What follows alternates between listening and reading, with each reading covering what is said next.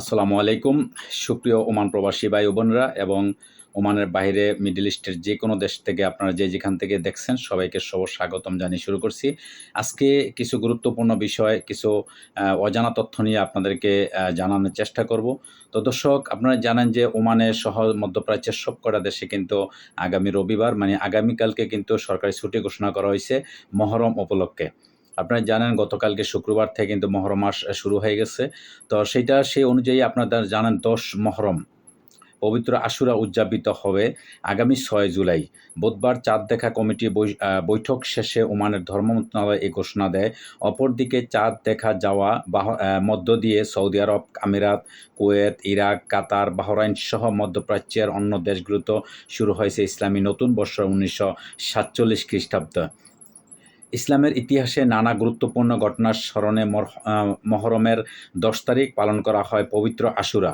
বিশেষত কারবালার মর্মান্তিক ঘটনার জন্য দিনটি মুসলিমদের কাছে সুখ, সারণ ও তাৎপর্যের। এদিকে মহানবী হজরত মুহাম্মদ সাল্লাল্লাহু আলাইহি সাল্লামের দৌহিত্র ইমাম হোসেন রাদিয়াল্লাহু তাআলা আনহু কারবালার প্রান্তরে ফোরাত নদীর তীরে নির্মমভাবে শহীদ হন।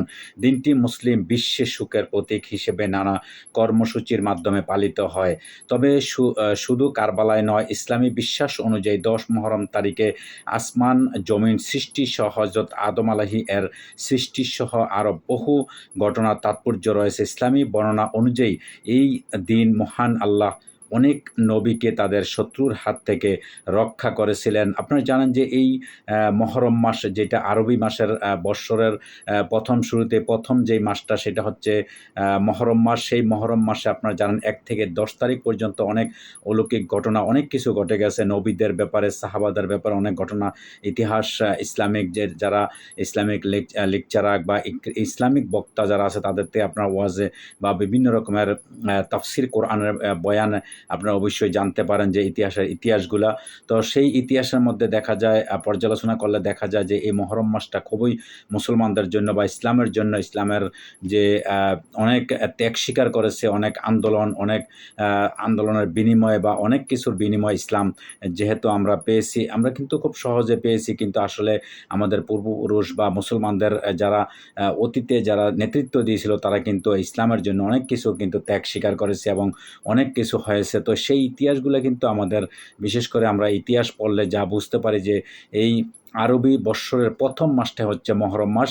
আর সেই মহরম মাসটার আপনারা জানেন ১ থেকে ১০ তারিখ পর্যন্ত অনেক কিছু ঘটেছে, অনেক অলৌকিক ঘটনা ঘটেছে। তো সেই জন্য এটারে বিশেষ করে মুসলিম বিশ্বের সব দেশে, বিশেষ করে আরব দেশে কিন্তু এটা ছুটি হিসাবে পালিত হয় এবং এটা খুব গুরুত্বপূর্ণ, তাৎপর্যপূর্ণ এটা ধরা হয়। তো যাই হোক দর্শক, আপনারা যে যেখান থেকে এই মুহূর্তে আমাকে ভিডিওটা দেখছেন, অবশ্যই আপনারা অনেকে জানেন যারা মোটামুটি দিনদার সবাই কিন্তু ১ থেকে ১০ পর্যন্ত এই ১০ দিন রোজা রাখে।